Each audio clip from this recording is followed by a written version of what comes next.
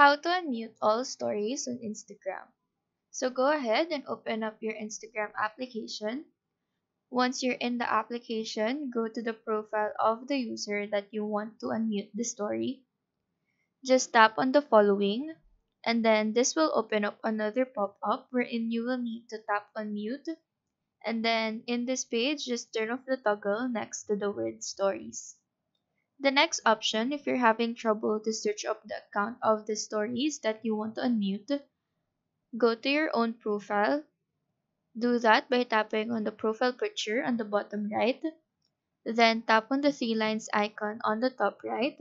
Click on settings. In here, just scroll down until you see muted accounts. Click on that. Listed in here are all the accounts that you have muted in any way.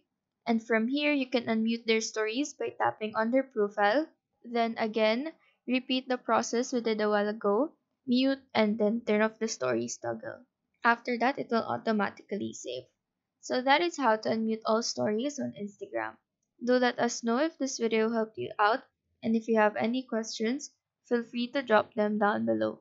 Thank you for watching and have a nice day.